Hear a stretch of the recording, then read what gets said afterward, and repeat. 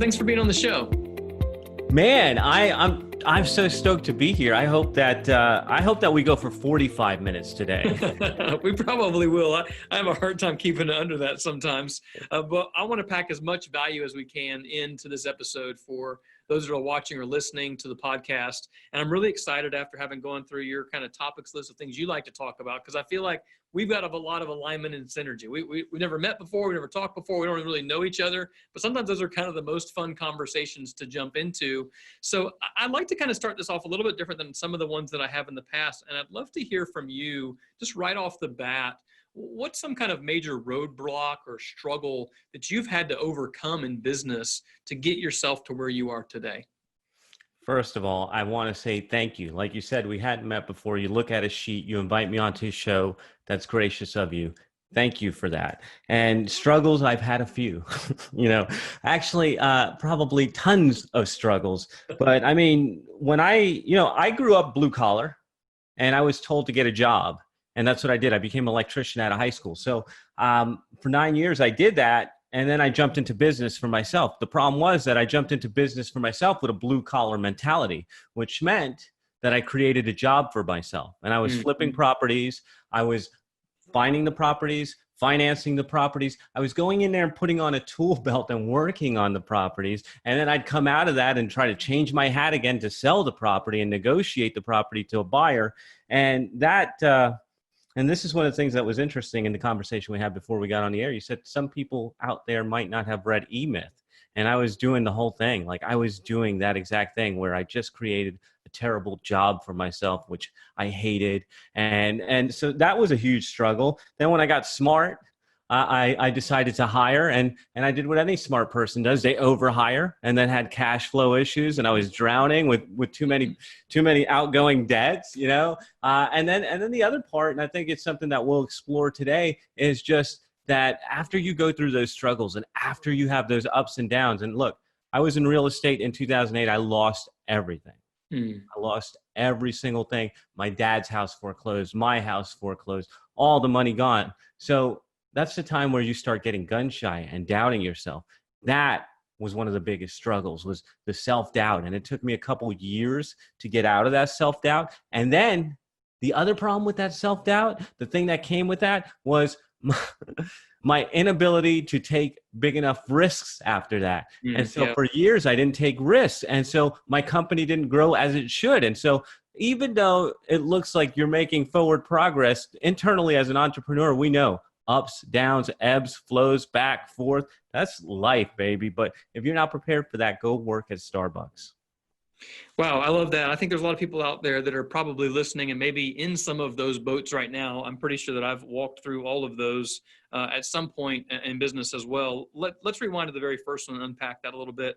You talked about the idea that you had just created a job for yourself. Right before the show, we had talked about E-Myth a little bit. Anybody that's listening, if you haven't read this book before, it's by a guy named Michael Gerber, and he talks about that idea. We start out doing a thing and we think, oh, I can turn this into a business, but it's not really a business. It's just a job for myself where I'm probably working too much and not getting paid enough for the time that I'm actually putting in. That's where a lot of small business owners find themselves, and they get so frustrated and so overwhelmed that, like I always say in the show, I want people to be able to run a business without being worn out, stressed out, and ready to quit.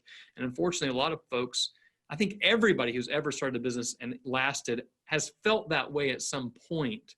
And so the question is, how do I get myself out of that? So when you found yourself there and you're like, gosh, all I've done is created a job for myself here. I'm working way too many hours. I'm not getting enough return for that time. I don't have the freedom that I want as a result.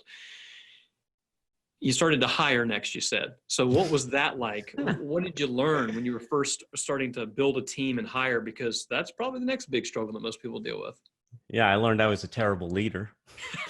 I don't know. I was a terrible employee. Then I was a terrible leader. And so I was just learning everything I was terrible at. And if you don't have some thick skin, you're not going to make it in business. And yeah, well, I just overdid things. Like I wanted that whole idea of not being stressed out, not being worn out. I wanted to have that team. I wanted to have all the cool things that I read in the 4-hour work week, but I just didn't have the skills or the mindset or the ability yet to do any of that. So like, I'll give you one story. I was doing real estate, and we would go out and do marketing. One of our best pieces of marketing was bandit signs that you see out in the street corners where it says, I buy houses cash. And so we'd put out a couple hundred signs. We'd get phone calls coming in. I was cocky. I'm like, oh, yeah, my phone's ringing a lot, but I'm always answering it. And I'm like, that's not what I should be doing. I'm acting like an employee here. So I go and I hire a call center for like $1,000, $1,200 a month, and they're fielding calls. And when I hear the recordings, I'm embarrassed of how they're handling the calls. And I'm like, oh my God, I can't even afford this, number one. And number two, the calls that are coming in are being treated improperly. And so I'm losing opportunity. And so this is something, and you know this, Jay, because you've been in business 20 years. You know that it's you fail twice as much as you win. And so I went through different iterations of that where I was like, all right, scale back on the call center. How do I control the calls? All right, get an assistant. How do I give the assistant the right work? And so it was just trial and error, figuring out what worked and mostly what didn't work, and just keeping the things that worked, getting rid of the things that didn't work. But it was a struggle, and the only thing was that I knew I was unemployable. Like I knew I couldn't go back to work. And that's the thing, like they talk about it in the E-Myth. Michael Gerber talks about it in the E-Myth. The lady with the pie shop is sitting there baking the best pies ever. And she thinks, God, I'm making this bakery rich with my pie making abilities. She goes out and starts her own pie shop and becomes a slave to the pie shop, right? And so this is something that I think anybody, especially people like who are like me, who started blue collar. So you think anything I can do or anything you can do, I can do better, right? It's just that trap.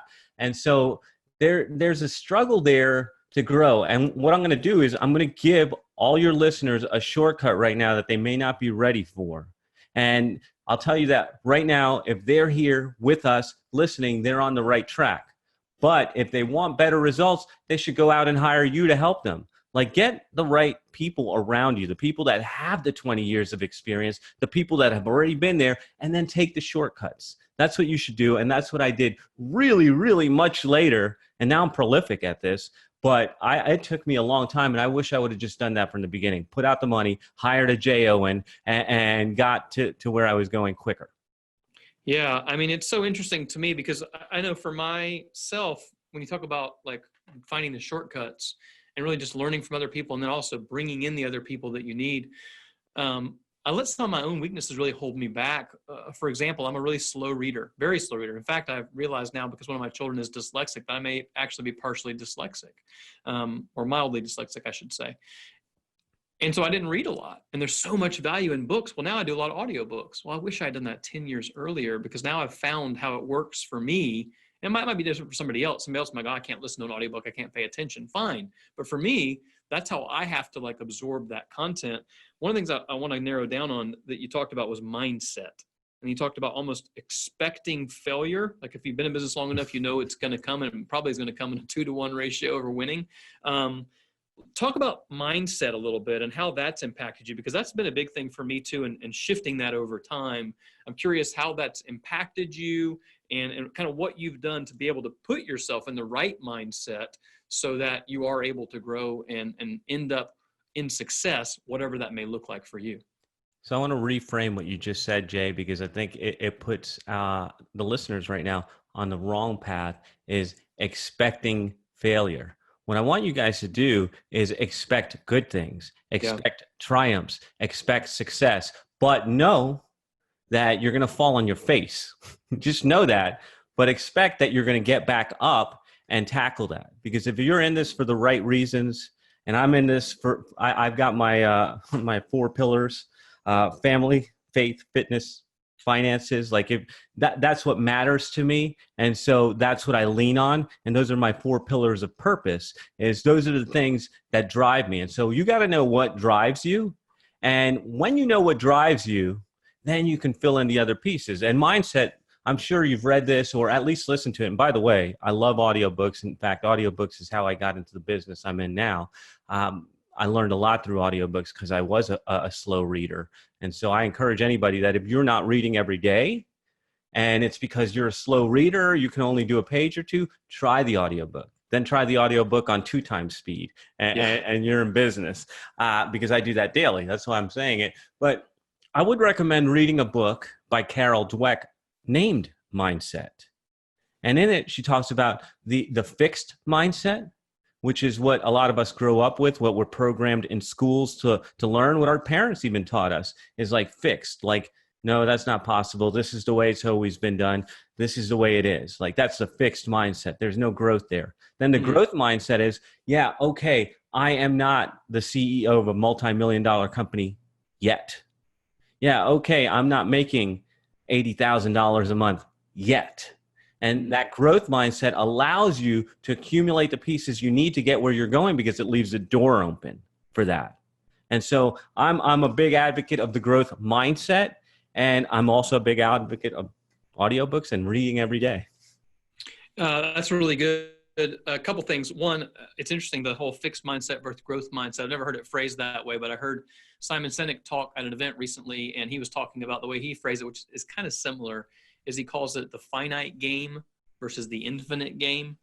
And that's his new book that's about to come out. I haven't read it yet, but the talk was really interesting on how you kind of think about certain things in life are within a certain time window and certain capacities, and they're finite. And other things really are infinite as far as the possibilities, depending on where you go.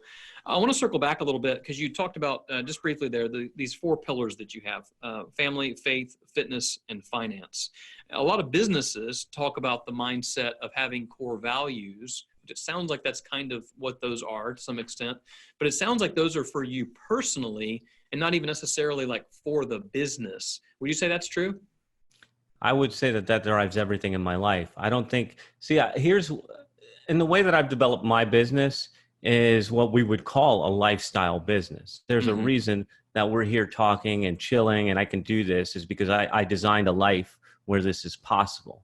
And so I don't look at my business right now as a separate organism. I look at it as an extension of me. Where does it fit in with my family? Where does it fit in with my faith, finances, fitness? I balance, or I don't even balance, and we're going to talk about this at some point. I don't even believe in balance, so I'll save that for later when we're going to talk about it. But I look at it like those four pillars form like a pyramid. If you join them all up, and it's the pyramid of purpose. And my life's purpose is based on family, faith, finances, fitness. And that's through my business, through my relationships, through everything I do. It's my purpose in life. And that's what I'm living, is my purpose every day.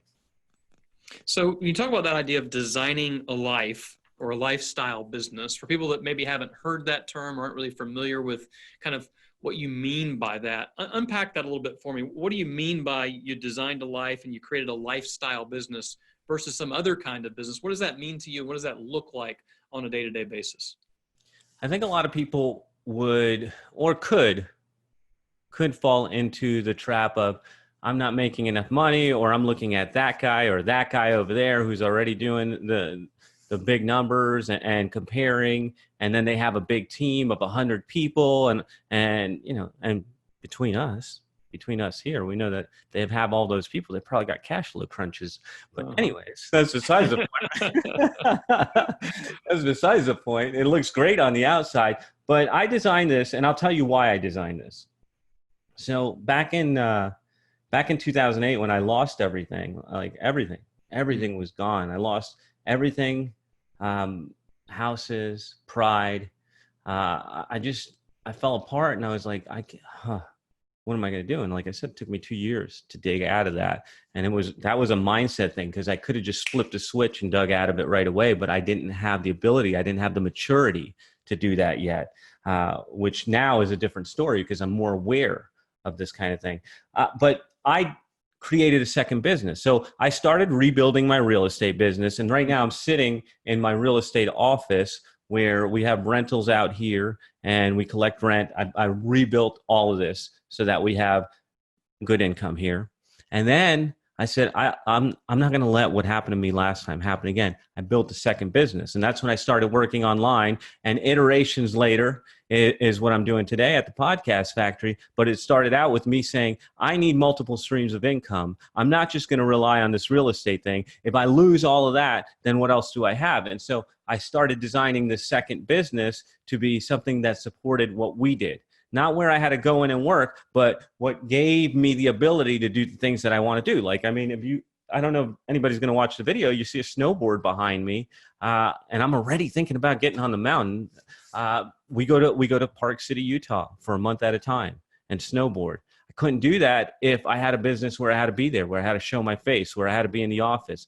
I designed this business to give me the lifestyle I want. And the thing was, with the second business, I had a great gauge. I looked at what we were making in real estate, and I said, I think this will be successful when I make the same amount of money in this other business without actually having to be anywhere. And that's where I was going to measure success. And that's where we are now. We're about to surpass the real estate business.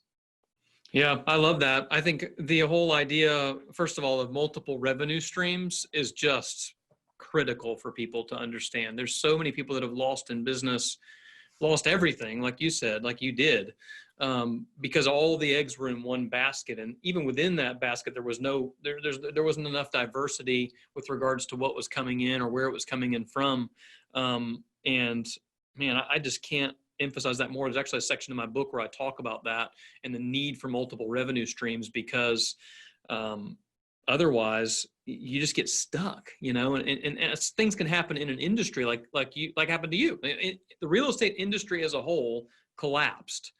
You couldn't control that. It didn't matter how great your business was. If you're caught in the wrong cycle of that, you're going out of business. It's just the way that it is. Versus if you had multiple other pieces, you might lose this one over here, but this one over here is still humming along. And as long as you're living within your means, I just love the idea of like designing a life that's more than just the business. I think so many people, so many business owners, and have been guilty of this for sure, focus so much on their business goals. And it's usually around revenue goals. Sometimes if they're smart, it's around profitability goals. But even then, they leave out all these other things that are so important. And gosh, I wish I had been introduced to that whole idea of a life plan many years earlier, but it's relatively new for me. And I just love that you're putting so much emphasis on it. So when you had to rebuild the real estate business, for example, one of the things you talked about early on there was self-doubt. I think this is a big thing for entrepreneurs at all stages. And it still is for me a lot of times. And I literally have been doing this since I was 17 years old. We've grown every single year for 20 years in a row. And there are many days where I still feel like I'm not sure I'm good enough. I'm not sure I can do this. Should I really have my own podcast? Like, am I really good enough to write a book? Like, all these things float around in the back of your head. So as you started to work on overcoming those self-doubts, you talked about risks that you wouldn't take. So what allowed you to push through that and rebuild that real estate business while also building the second stream of income through the podcast factory? I'm going to share something with everybody listening here. And I want you guys to take this to heart because it's super important. It's super necessary. And if you're hitting a plateau, if you're stuck, if you're feeling helpless, if you're struggling, if you're stressed out, this thing is going to be crucial. And for me, it started with my wife. My real estate business fell apart. I didn't have money to pay the mortgage. I didn't know how I was going to just put groceries on the table. And somehow this beautiful woman just looked at me lovingly and always believed in me. And I like right now, I'm getting goosebumps thinking about how she looked at me and how I thought, I can't let this woman down. This woman believes in me. And so what this is called, what I've named it, is borrowed belief. So maybe you don't believe in yourself today. Maybe you're feeling down. Maybe things are hard or tough. Maybe you're stressed out, ready to quit. Borrowed belief. Who believes in you? For me, at that time, it was my wife. And she believed in me. And so I borrowed her belief in me and rebuilt.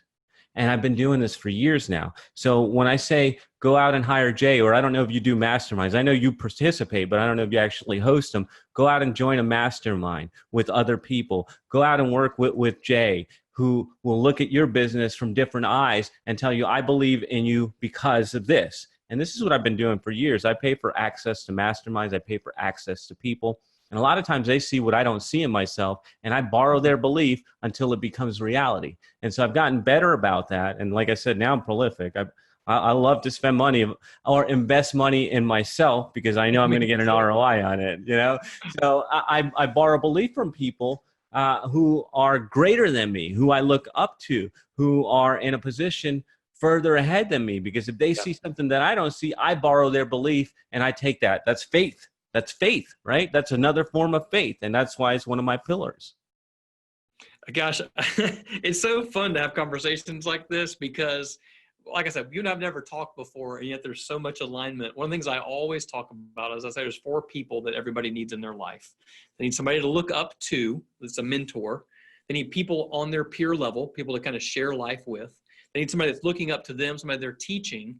And they need what I would call sometimes a cheerleader, or to put it in your words, the borrowed belief, somebody who believes in them. That's the 4th person. And for me, it's my wife too. There was a time early on in my business when I was making hardly any money at all. And I wasn't sure I could make it work. I wanted to raise a family, and if my wife wanted to stay home, I wanted her to have that opportunity if she wanted to. And I mean, I felt like I had all this responsibility to do this. My parents were absent, and there was no backup plan. And the business wasn't doing that well. And so I started to work for my uncle in the insurance business. And I realized, one, I learned a lot about working in business by working with another entrepreneur, and he was an amazing teacher for me. But 6 months in, I realized I hated the insurance business. And I always joke, I'm like, look, I came from a really creative world, and if you get too creative in insurance, you go to jail. I wasn't interested in that. But I came home one day, I was really upset, and I just told my wife, I'm like, look, I can do this, and I probably can make a lot of money at it, but I think I'm going to be miserable every day. And she was like, so quit and do what you love. And I was making, the design extensions at that point was maybe making $20,000 a year. I mean, maybe. And I was 21 years old, and we had just gotten married, and I wasn't sure I could make it work. I didn't have enough work to keep me busy for the whole week, much less a whole team. But that was the day that I was like, okay, I can do this. And I did not believe it. Like, I personally did not believe it. I've never heard it put that way, but I love that idea of borrowed belief, because that's exactly what happened. She believed I could do it. And because of that, I believed that I could. And I have, because of that. Like, and that's such a powerful, powerful thing. Like, you need to write a book about that. Speaking of books, you've written 4 books on podcasting. You've hosted 11 different shows. You've launched over 40 different shows. You've had millions of downloads. So let's talk about podcasting a little bit. We haven't even talked about that. And I think it's such a huge thing for businesses on all different levels, right? There's like the education side, and then actually, in your case, being on a podcast in this situation, or in my case, being a host, or there's many times where it's kind of flip-flop where I'm the guest and somebody else is the host. Talk about what the value of that is for business. How did you even get into podcasting, real estate to podcasting? How did that happen? And how do you see that as a value add for businesses today? So I'm going to start with the last question, with the value add, because I like that. When I was reading, I think it was in Investors Business Daily. So I love this paper, comes on Saturday, and I'm so excited. It's like Christmas. I go out, I open the door, and oh, there's my IBD. Get some coffee and sit down and read it and look at the stocks for next week and look for ideas. One of the things that they were talking about, they're always looking ahead, looking for what's going on, what industries are really exciting, what's up and coming, what's going to pop soon, where the opportunity is. And they had this really long article about scientists working on digitizing our brains. So being able to download our brain so that you could technically live forever as a computer. And I'm like, oh, that sounds fascinating. That is really interesting. And they don't have the technology yet. They're trying to figure it out. And I'm like, I got the answer. Have a podcast. You'll live forever. Yeah. Share your ideas. Share your thoughts. I'm downloading my beliefs and my thoughts to you right now. That's right. And some of that will be with you. This is digital, so it'll last forever. You can use it over and over again. It lives beyond you, right? And so I think we're already living in the future, and these people just don't know it. And so what advantages does that have? It's what we call in our business is indoctrination, because Jay, you know this. If you get on a call from a lead from a Facebook ad or Google or something, you're going to be doing a lot of singing and dancing and tap dancing. Hello, my baby. Hello, my, like whatever. I don't want to do that. Right. I can't stand to do that.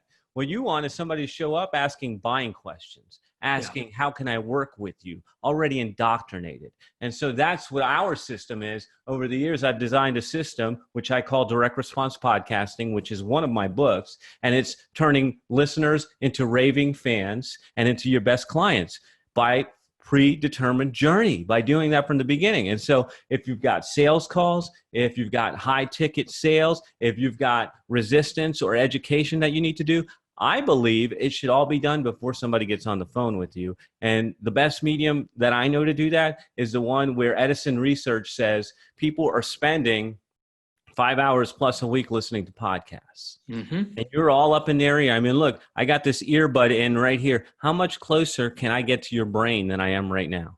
I mean, this is it. This is how you get that KLT, baby. Know, like, trust, speed, influence is what I call it. Why are you going to wait for years to be influential and be a trusted authority when you can do it in chunks of 10, 15, 20, 30 minutes at a time?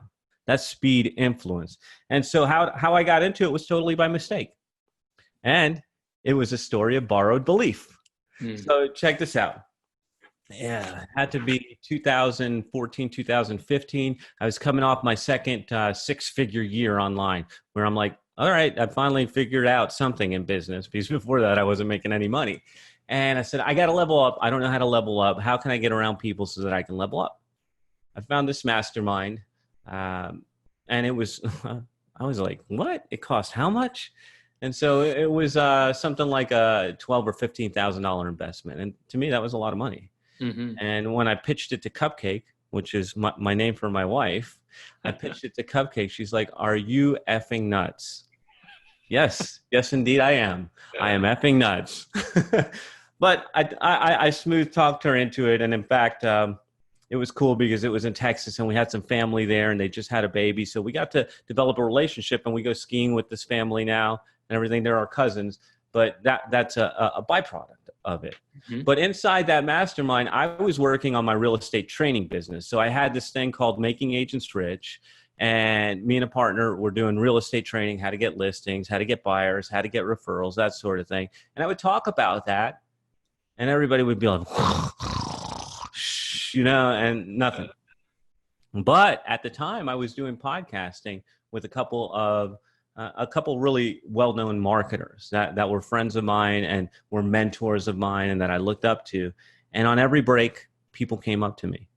Hey, I heard you're working with Doberman Dan. How'd you do that? Hey, I heard you're working with Ben Settle. How'd you work that out? And they would just keep coming up to me every time. And 6 months into that mastermind, I'm like, all these people love podcasting. Why the heck am I doing real estate training? So they were all really digging that. The guy that was leading the mastermind was telling me that I should be doing podcasting as a business. So I wound down the real estate training business that year and borrowed some belief from the group and created the Podcast Factory. And that's really how I got into it. That's so awesome. And one thing that I think is really important in that line of thought there that I want to just emphasize and put an exclamation point on is you talked about the number of hours that people are investing in listening to podcasts. I saw some really neat stats the other day. I don't remember all the numbers, so I'll probably botch it, but it's pretty close. And the reality is when we look at all these different mediums, whether it is watching a video on social media or even watching a video on YouTube, the average time that somebody will watch like an individual thing, I think a video on Facebook is like 15 seconds or something at best. And a YouTube might be a couple of minutes at best, 1 to 3 minutes. But a podcast, the average listen time was like 30 minutes. And the idea that you can get in, like you said, that close to somebody's brain for 30 minutes is amazing. I mean, where else can you get that kind of access? And people always ask me like, well, how many people download your podcast? You have enough traction? I'm like, look, here's what I'm going to do. Every 2 weeks, I'm going to release a new podcast, and I'm just going to keep doing that. And I've been doing that now for 2 years. And just that's a good cadence for me with everything else I have going on. Every 2 weeks, I release a new podcast. And now it's so crazy because I'll be like at a local Starbucks and somebody I don't have no idea who they are. And I'm not a celebrity by any stretch of the imagination, but I have people I have no idea who they are. I'll walk me, hey, are you Jay Owen? And I'm like, yeah. And they're like, hey, I listened to your podcast. It's great. Now, they haven't commented on a social post. They've not sent me an email. I don't know who they are, but they're listening. And man, if you can get people to listen, not just to me, but like I'm bringing in somebody like you has all this other experience, and I've never done any real estate. I don't know what that's like. Like you've got all this different diversity and all these ideas, and you're bringing in ideas like borrowed belief and mindset and direct response podcasting and the 4 pillars of family and faith and fitness and finance and mindset, all this stuff. Like if you're out there listening to this stuff, like each one of these ideas is potentially worth $1 million, or not even about the money. Some of it is just worth freedom and the ability to just take a break and be able to go spend some time with your wife or with your kids or with your family. Because to me, like I've got 5 young kids. My oldest is 15, my youngest is 6. And man, like they're growing up. And I always tell people, and I think you found this to be true, you can lose money. You can lose all of your money, and then you can go get it back again. That's the beauty of living in the place where we get to live. Like we have so much opportunity. We can lose every single penny, and there are plenty of multi-millionaires who've lost it all and earned it all back again. But when we give up our time and when we lose our time, we don't get it back. It's gone. So what are we going to do with that time that we have? So I'd love to transition and talk a little bit about that. You talk about this idea of a work optional lifestyle. And work optional, taking a month-long work optional vacation. You mentioned going snowboarding for a month. So what does that mean to you? What's work optional look like? And how do you keep you do have still a real estate business. You do have this podcast factory business. How do you keep those wheels turning while you're not physically in the presence of them all the time? What does that look like? Systems and processes, baby. Systems and processes, having the right people on your team and setting the right expectations with everyone. And that isn't always easy. But if you're designing your business to support your lifestyle, it is 100% necessary. And so when we talk about this real estate business where we have rentals, where we have residents, where they have needs and where toilets break and sinks leak and all that, yeah, you need people on the ground. Who are your people? And so I've already designed it so we have a ticketing system where you call into a line 24 hours a day, no matter what. And that will, on the back end, be opened up for a ticket. If it's the AC guy, call goes out to the AC guy. If it's the plumber, call goes out to them. And then we have a handyman that stops by every 2 weeks. And we set the expectations when somebody moves in. Hey, listen, I had these kids come in the other day, right? This is going to be the first apartment they rent. And I'm playing Mr. Tough Guy. Like, you guys aren't going to throw parties or any of that, are you? and so I'm walking them to the apartment and I'm explaining that to them. We have the ticketing system and we have the handyman. I said, but if you call me and tell me that your light bulb is out, I'm going to tell you to just go to the store and get a new light bulb. I'm setting that expectation before they move in. Use your brain. And for the other business, the podcast factory business, it's a matter of getting ahead for our clients, making sure that they're ahead. And if they fall behind when we're out of town and we can't help them, we let them know 2 or 3 months in advance. Like, this is when we're going. We're going to be limited working. And for me, when I go over there to Park City, it's like, hey, I'm getting first tracks at 9 and I'm going to be out there all day. And if I feel like working when I get home, it'll probably be, between 3 and 5. And that's that. And I'm not going to do a lot of client calls. I'm not going to do, but I've got all my work taken care of. I've got my team delivering for them. But the expectation is, he's on a ski trip. We know that. And it happens every year. So they know it's coming. It's not like a surprise. And we still take care of them. Like, we pride ourselves in taking the greatest care of our clients because we want them to be like an extension of our family. And that's why I tell you that the business is not separate. The business is part of me. It's part of my soul. It's part of my purpose. And I want to take care of all the folks I work with. I'm their shepherd, right? I'm helping them meet more people. I'm helping them make a greater impact. And I know that's a big responsibility, but I'm going to take some time off too. And so setting the expectations, treating people right, and letting them know what's going on and having good systems in place and good team players is how we do this. That's awesome. I actually, for the very first time, have scheduled my first full month off next May, actually. And I've never taken that much time off. I've taken 2 weeks. It's about the longest I've taken. But I just read this book by, I can't remember the guy's name, but it's called Clockwork. Same guy that wrote Profit First and a few other books. And he talks about taking a month off and figuring out how to set up the systems and processes around that. All right. So you talked a lot about systems and processes. That's such a huge thing as it relates to scaling. Was that something that was natural for you, or did you have to learn those things? I got 2 gifts. Uh, Gift number one is that I'm naturally systematic. And if you take a strengths finder, you can find out what you are. But in my strengths finder, I am systematic. If you take Colby, which I love the Colby assessment, it says I'm systematic. I love building a system and maintaining a system. So that is a gift which I have naturally. And it's just the way I think. And maybe it was because of construction and kind of engineer thinking. We were building things. I think that came to me naturally. The other thing, and this is really my gift, is like I show up every day. Consistency, whether rain, sleet, snow, it doesn't matter. I'm going to show up every day. It's what I do. And you can see this in many areas of my life, like just flossing my teeth. I floss every night because I know it's better. I exercise twice a day. I just show up and I do what I have to do. So that consistency, along with the systems, allows me to build things that produce results for me. And that comes in the way of my work systems, or it comes in the way of, I write a daily email. I write to my list every day. And it's like that consistency, along with having a system in place to deliver a result, actually comes naturally to me. So I feel lucky that I have that. And I don't think I could have designed the life that I have if I didn't have that skill. Yeah, I love that. And what's interesting is that's very different for you and I am not systems driven at all. I'm not very good with processes. They're very hard for me. I'm very good at visionary ideas and like figuring out what's next and all those kind of things. When it comes down to like how to put that all in order and putting it all together, I actually really struggle with that. And I had to find the right resources. So if you're out there listening and that's not natural for you, go find the resources. For me, it was a book called Traction by a guy named Gino Wickman. But if it's natural for you, then double down on it. And like Jonathan just said, show up, because a lot of times you might have these gifts, but if you're not using them, it doesn't matter. And the last thing on that last conversation you were talking about was setting the right expectations for customers. I always say that expectations are the number one thing that break all relationships, whether it is a marriage or a friendship or a client or a team member. Having the wrong expectations. I think you're going to do this. You think I'm going to do that. And there's a big gap in between. We have a problem. And so what I always say is that communication is the bridge that connects expectations. So what have you done to create more clarity in setting those expectations, whether it's with a customer or a team member or, gosh, even a family member?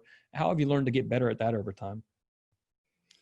Wow, it's maturity, obviously, but I'll give you a couple examples.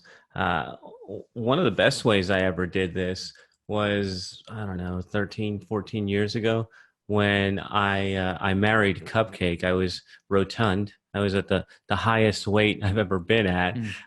So the expectation was I was going to be a little fatty forever. And then now, 13 years later, I'm like 30 pounds lighter. So I set the expectation I was going to be a fatty. Then I delivered a hard body. That's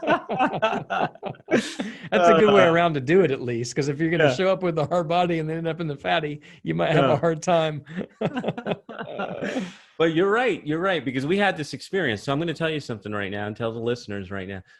I've had this dream.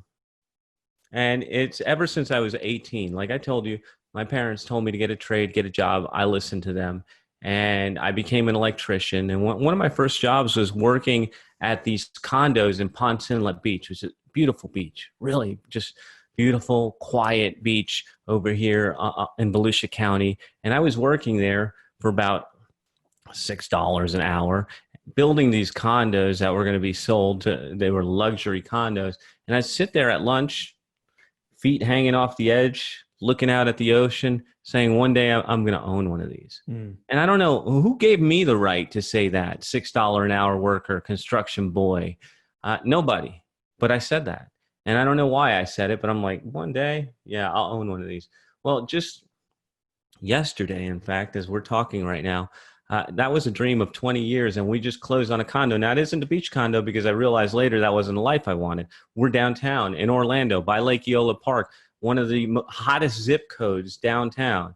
And we got the exact unit we wanted, and we paid the price we wanted to pay. And that is 20 years of dreaming come true.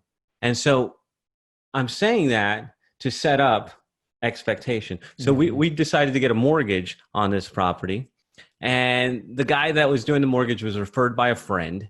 And we're like, okay, we'll go with him. He came from a credible source. So we'll give him a shot.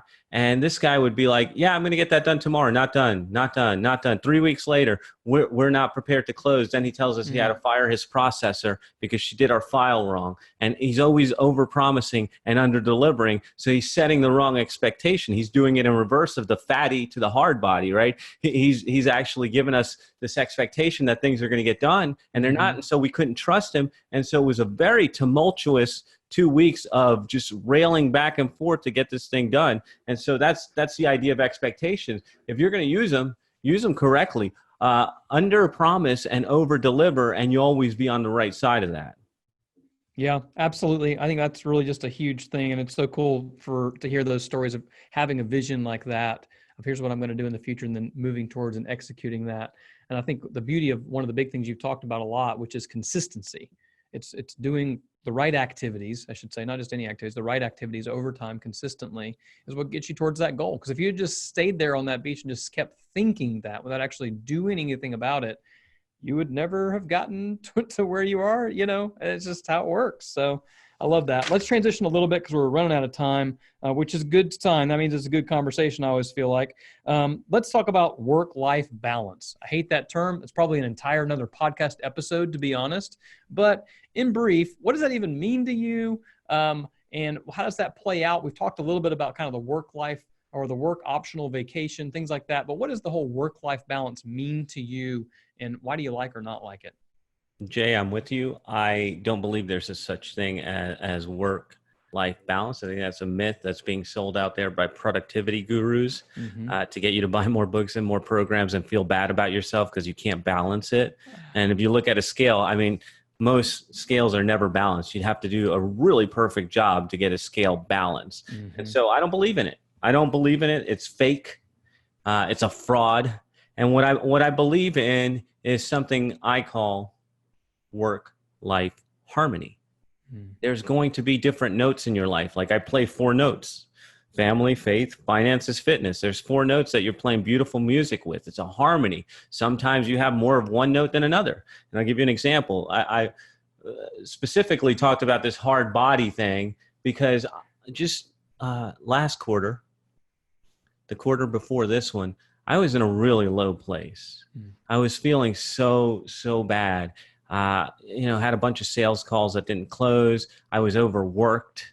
I was stressed out. And you'd think that I'd know better all these years in business. But that quarter, I was like, I'm just going to say yes to everything, man. I'm just going to see where it takes me. And it took me right down to the ground. Took me to my knees because I said yes to everything. Now, I got a lot of cool things done, a lot of cool relationships. But internally, that didn't work for me. And it brought me down, and I was terrible to be around. And Cupcake will tell you, she's like, go get out of here. Like, go find something to do because you're driving me nuts with this bad attitude. And so I joined another mastermind group, and I invested about $30K in this one to be around this group of guys. And I went over there to Ohio for the first meeting, and they told me about this thing called 75 Hard. Andy Frisella, MF CEO. He's a little rough around the edges, but I love the challenge. It's a mental toughness challenge as well as a physical challenge. And I decided at that moment when I looked it up, I said, I've never done this in all the years I've been in business, but this quarter is going to be about me. This quarter is going to be about me taking care of myself physically. This quarter is about fitness. And this is something that we got to tie back to. How do you create a lifestyle business? When you can say this quarter is not about business and it's about fitness, you've created a business that surrounds your lifestyle, right? That's so right. I'm like, hey, this quarter is about fitness. I'm doing 75 hard. And just to give you a rundown, it's no drinking alcohol, 2 workouts a day. One of them has to be indoors. One of them has to be outdoors, both for 45 minutes. You have to follow a meal plan. So I decided to do keto and cut out carbs. And let me tell you, that was a rough 3 weeks in the beginning as I was adjusting to ketosis. You have to read 10 pages of a business book, and you have to take a selfie every day. And I said, look, this quarter is going to be about me taking care of my fitness because I know that I need something. I've hit this plateau. I've hit this wall, and I need to do something totally different.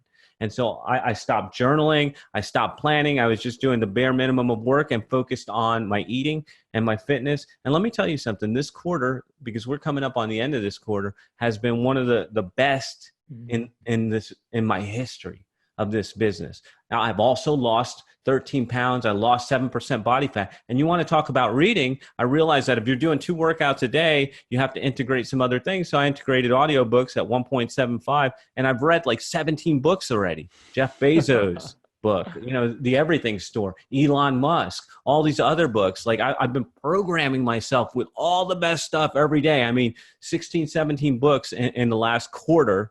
My body's doing better. My business is doing better. It's like, that's harmony though, because I said, look, I'm not going to work on the business, so finances might get hurt. Look, I got to focus on my fitness, so family might take a back seat. And I told my wife, like, this is the way it's going to be because I need this. And so that's why I don't believe in balance. I believe in harmony. And then all of a sudden, all the notes are playing beautiful music, and I didn't even know it. Yeah, I mean, I think it's all about seasons of life and where you're at in that moment and knowing what that looks like. And I think a lot of business owners feel selfish making choices like that. But I don't think that's right, because the bottom line is if you had stayed in that down, depressed, bottom state, you're not good for anybody. You're not good for your wife. You're not good for kids. You're not good for friends. You're not good for team members. You're not good for your company. And that's why I love Michael Hyatt talks about his order of priorities. He says, God's my number 1 priority, and I am my number 2 priority. And when he says that, because he's like a real family and faith kind of guy, people are like, whoa, hold on, what? And he's like, well, shouldn't your wife be number 2, and then your children number 3, and then your friend, and then you're last? And he's like, no, because if I don't take care of myself, I'm not feeding myself right, I'm not working out, I'm not feeding my mind right, I'm not taking care of my own soul, I can't take care of anybody else. I can't do what I need to do. So I absolutely love that. So last parting thoughts, I'd love to hear 2 things from you. 1, anything else that you would just love to speak into an audience of business owners trying to make it work and trying to find that freedom and dream that they're looking for? And the last, where can they find you online? What's the best place for them to go look you up and learn more about you and what you do and how you might be able to help them? Yeah, if you're looking to scale up, hire Jay. Like, look, get the right people around you, whoever those people are, right? Hire them, pay for access. I think too many people out there are afraid to pay for access. And that's why I let you know the big number that I just paid for access to this group of guys. Because to me, that's like a drop in the bucket. I feel like I got my value just from switching my mindset to 75 hard. It's already been a good quarter. So look at the brightest and best investment you can make is the investment in yourself and getting around the right people. Like they say in the airplane, put your oxygen mask on before anybody else's or you're going to die, right? So think about that. Take care of yourself. It's not selfish. It's not selfish at all if you're taking care of yourself so that you can take care of everybody else. And I think it talks about that in the Bible where your cup must overflow, right? If it's overflowing, then you have enough to take care of other people. So that's the way I look at it. And where can people find me? I would say that if you want to listen to me, I mean, if I haven't scared you off yet, right? Daddy's Working is my podcast. Look it up anywhere that you listen to podcasts, Daddy's Working. And then my website is thepodcastfactory.com. If you're thinking that you want to try to use podcasting or leverage podcasting to pre-sell people and get people indoctrinated before they get on calls with you, thepodcastfactory.com. Jonathan, thank you so much for taking the time out today for this conversation. It's been really valuable for me. You gave me a lot of ideas I think are going to be great. And I'm hoping that those listening out there are feeling exactly the same after getting through this conversation. I'd encourage some of y'all to go back and re-listen to some of these things, ideas like borrowed belief, having pillars of what you believe in, the fixed mindset versus the growth mindset, the idea of multiple revenue streams. So much value packed into this conversation that I know is going to benefit me and my business and my family. So Jonathan, thank you so much for taking the time to share those ideas with us today. Thank you for having me on, man. It was a blast. Awesome. Have a great one. Hey, I hope this video has helped you with some tips and ideas to build a business that lasts. Make sure you subscribe to our channel so that you don't miss out on the next videos that we roll out. And more importantly, for some awesome free resources, head over to our website at buildingabusinessthatlasts.com. You can get a free copy of my book there where I tell you how I have built an agency that's grown year over year for the last 20 years in a row. So go grab that, buildingabusinessthatlasts.com, and make sure to subscribe to our channel. Thanks. We'll see you soon.